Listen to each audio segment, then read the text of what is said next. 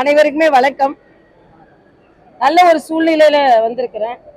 எங்க கட்சியில 1 கோடி உறுப்பினர் சேர்க்க வேண்டும் என்ற இலக்கோடு நாங்கள் இன்று எங்களது பணியை ஆரம்பித்திருக்கிறோம்.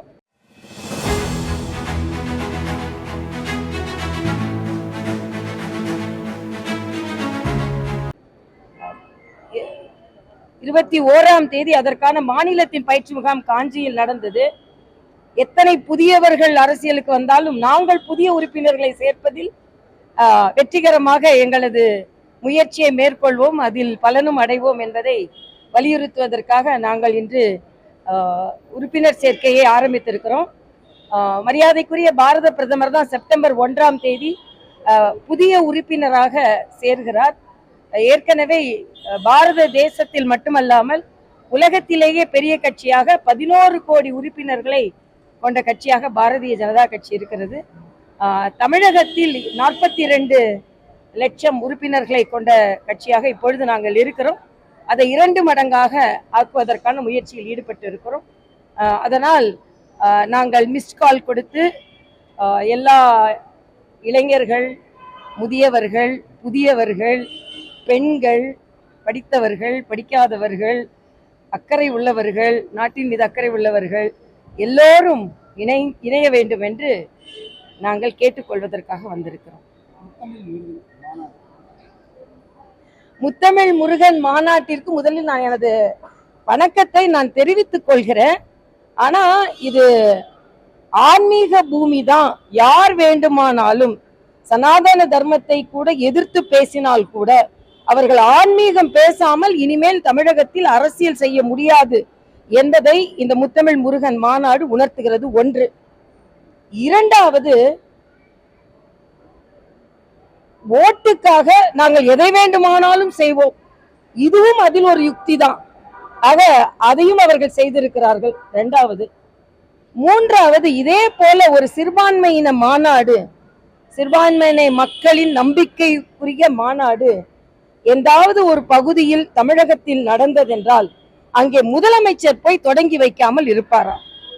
முதலமைச்சர் போகவில்லை என்றால் உடனே எழுதப்படாத துணை முதலமைச்சர் தம்பி உதயநிதி போய் உடனே தொடங்கி வைப்பார் அவர்கள். ஆக சேகர்பாபுவை தவிர, சேகர்பாபு அவர் இந்த ஆன்மீகத்திற்காகவே பிறந்தவர். அதனால் அவர் திமுகவில் எங்கே இருந்து வந்தார், அதனால் அவர் அந்த ஆன்மீக உணர்வோடு இங்கே பணியாற்றி கொண்டிருக்கிறார் என்பதை தவிர முதலமைச்சர், நான் கேட்கிறேன், இதே போல ஒரு மாநாடு, சிறுபான்மை இன சகோதரர்களின் நம்பிக்கைக்குரிய மாநாடு தமிழகத்தில் எங்காவது இதே மாதிரி மாநில மாநாடு நடந்தால் அங்கே முதலமைச்சர் சென்று தொடங்கி வைக்காமல் இருப்பாரா? ஆக இது பேருக்கு என்று ஒன்று நடத்துவார்கள். ஆனால் நாங்கள் எங்கள் நிலைப்பாட்டில் அப்படியே தான் இருப்போம் என்பதை அவர்கள் வலியுறுத்துகிறார்கள். ஆனால் தமிழகத்தில் அரசாங்கமே ஒரு ஆன்மீக மாநாடு நடத்துவது, தமிழகம் ஆன்மீகத்தின் பக்கம்தான். ஆன்மீகத்தை எப்படி காந்தி சொன்னாரோ, ஆன்மீகத்தை விடுத்து அரசியல் கிடையாது, அரசியலை விடுத்து ஆன்மீகம் கிடையாது என்று சொன்னாரோ, அதே போல தமிழகத்தில் இவர்கள் பெரியார் கொள்கையை சார்ந்தவர்கள், பெரியாரின் கொள்கையையும் வழிபற்ற கூடிய காலம் வெகு விரைவில் வரும். அண்ணாவின் தமிழை பின்பற்றியவர்கள் ஆண்டாளின் தமிழையும் பின்பற்ற வேண்டி வரும் என்பதை இந்த மாநாடு வலியுறுத்துகிறது. உலகம் முழுவதும் வந்திருக்கும் தமிழ் ஆர்வலர்களுக்கும் முருக பக்தர்களுக்கும், முருக பக்தர்கள் என்ற வகையில் உண்மையான எப்பொழுதும் உள்ள முருக பக்தர்கள் என்ற வகையில், ஓட்டுக்காக என்று இல்லாமல் நாட்டுக்காக உள்ள முருக பக்தர்கள் என்ற முறையில் அவர்களுக்கு எனது வாழ்த்துக்களை நான் தெரிவித்துக் கொள்கிறேன்.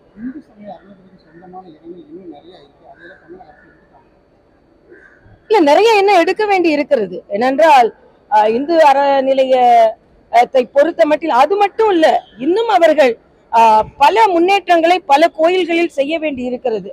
அவர்கள் ஏதோ குடமுழுக்கு நடத்திவிட்டோம், 1000 குடமுழுக்கு நடத்திவிட்டோம், அதனால எல்லாம் நடைமுறைப்படுத்தப்பட்டு விட்டது என்று இல்லை. இன்னும் பல கோயில்கள் முன்னேற்றப்பட வேண்டி இருக்கிறது, இன்னும் பல கோயில்கள் மேம்படுத்தப்பட வேண்டி இருக்கிறது, இன்னும் பல கோயில்களின் நிலங்கள் கண்டுபிடிக்கப்பட வேண்டி இருக்கிறது.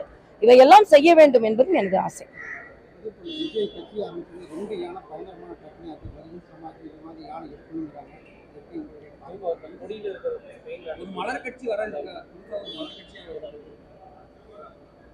நான் ஏற்கனவே சொல்லிட்டேன், அது வாகை பூவா தூங்கு மூஞ்சி மரமான் பூவான்னு தெரியல.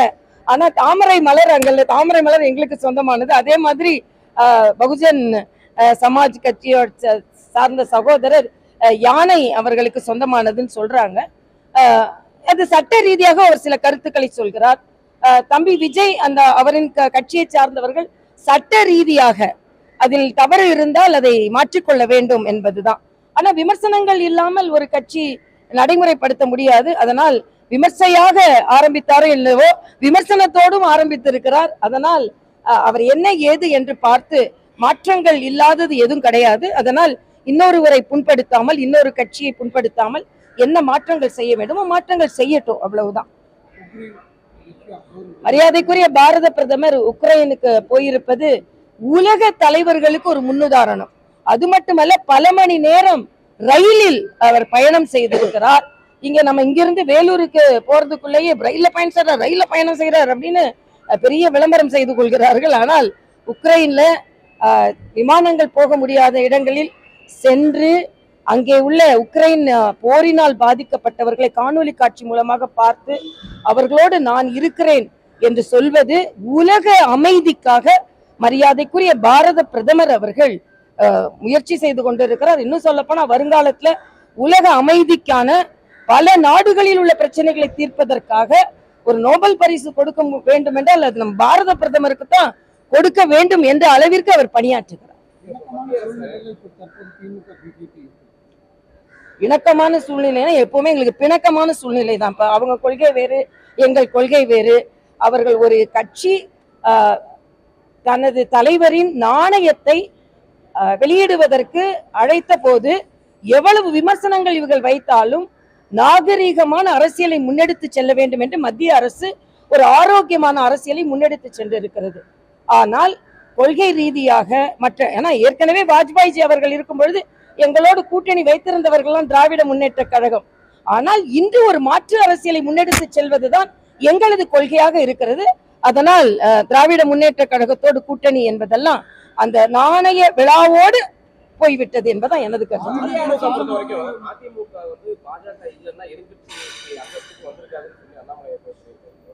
அதே கடந்த ஒரு போன வருஷத்துல சிபிஆர் கோயம்புத்தூர் விதத்தில் பேசும்போது அதிமுக இல்லைன்னா வானதி சட்டமன்ற உறுப்பினராக ஆயிருக்க முடியாது, நீ அவரை பகச்சிக்காத அப்படின்னு சொல்லி முதலமைச்சர் அதிமுகனால பாஜக பாஜக இல்ல, இது ஒரு மிகப்பெரிய விவாதம். ஆனா ஒரு கூட்டணின்னு வரும் பொழுது எங்களது உதவியே இல்லைன்னு சொல்ல முடியாது. ஏன்னா எங்களோட உதவி இல்லாம எங்களால மட்டும்தான் உங்களுக்கு 4 சட்டமன்ற உறுப்பினர்கள் கிடைத்தார்கள். இப்ப நாங்க நிரூபித்து இருக்கிறோம். நீங்க பாத்தீங்கன்னா 11% நாங்க நிரூபித்து இருக்கிறோம்.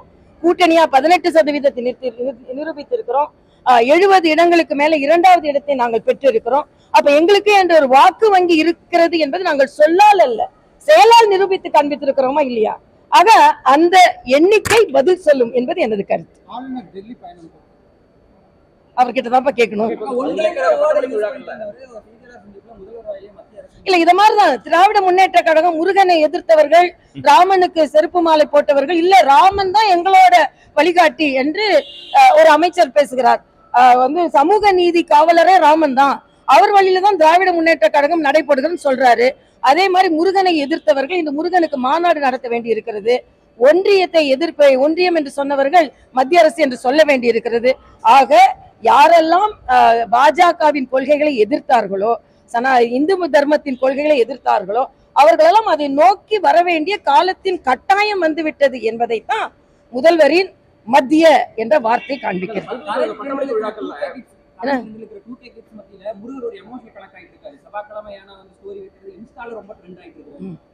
அதுக்காக இல்ல அதுக்காக தானே இப்ப இவங்க எதுக்கு திடீர்னு முருகனை தன்னோட ஆளுமைக்குள்ள கொண்டு வரணும், முருகனை திடீர்னு முத்தமிழ் கடவுள் முருகனா ஆயிட்டாரு அப்படின்னு சொல்லும்போது நாங்க தான் வேலை எடுத்தோம், நாங்க தான் அதுல செயல்படுத்தினோம்.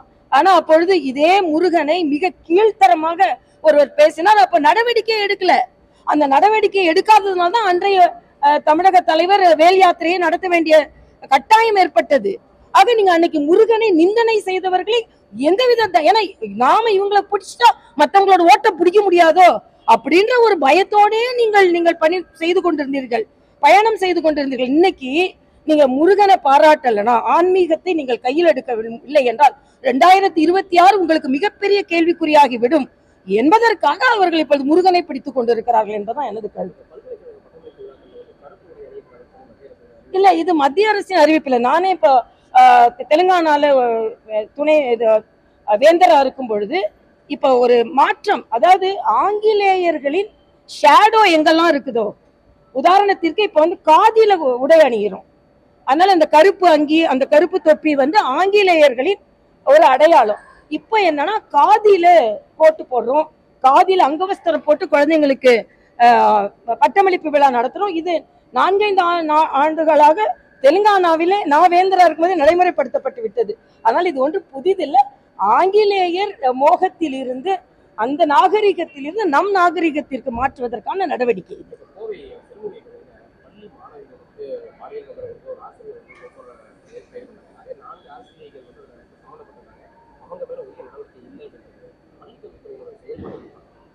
இல்ல, பள்ளி கல்வித்துறை ஏதோ ஒரு ப்ராப்ளம் நடந்த அப்புறம் இன்னைக்கு செயலாற்றி கொண்டிருக்கு. உதாரணத்திற்கு கிருஷ்ணகிரி, இன்னைக்கு வந்து போலியா ஒருத்தர் வந்து ஒரு பள்ளியில வந்து என்சிசி கேம்ப் போலியா நடத்த முடியுது.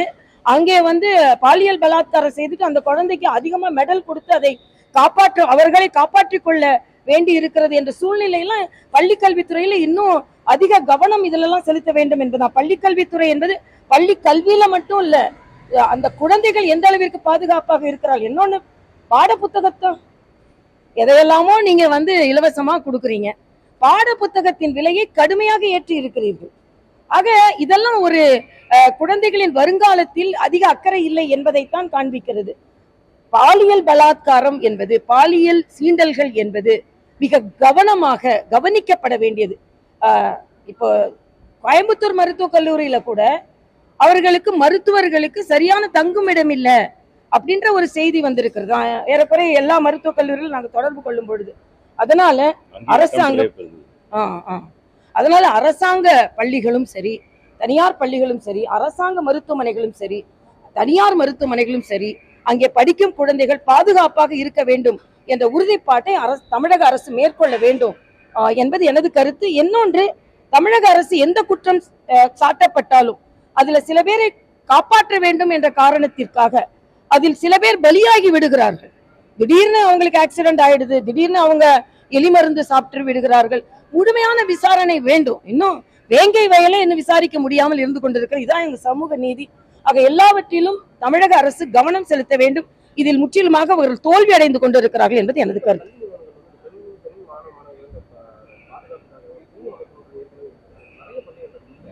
இல்ல, அந்த குழு அமைக்கப்பட வேண்டும் என்பதை பள்ளி கல்வித்துறை அமைச்சர் உறுதிப்படுத்தப்பட வேண்டும். இதைத்தான் நாம கலாச்சாரம்னு சொன்னோம். அதாவது இன்னைக்கு என்ன சொல்றாங்க, ஆண் ஆசிரியர்கள் தான் ஆண் மாணவர்களோடு செல்ல வேண்டும், பெண் ஆசிரியர்கள் பெண் மாணவிகளோடு செல்ல வேண்டும் என்ற கருத்து. பெண்ணியவாதிகள் என்று நாகரிகத்தை பேசுகிறோம் என்று இந்த அடிப்படை கலாச்சாரத்தை குலைத்து வைத்திருந்தார்கள். இன்னைக்கு நாம பார்த்திருக்கிறதுக்கு அத்தனை பிரச்சனைக்கு அதான் காரணம். ஆனா இன்னைக்கு பழைய நாம கலாச்சாரத்திற்கு திரும்புகிறோம். ஏனென்றால் இன்று சமுதாயத்தை நம்ப முடியாது. நாகரிகம் என்ற வகையில் இருபாலரும் ஒன்றாக எந்த இடத்திற்கும் போகலாம் என்பதை நம்ப முடியாத ஒரு சூழ்நிலையாக இருக்கிறது. அதனால் கலாச்சாரம் இன்று நமது கலாச்சாரமாக திரும்பிக் கொண்டிருக்கிறது என்பதையும் நான் தெரிவித்துக் கொள்கிறேன். நன்றி தம்பிங்களா. Garuda Voice.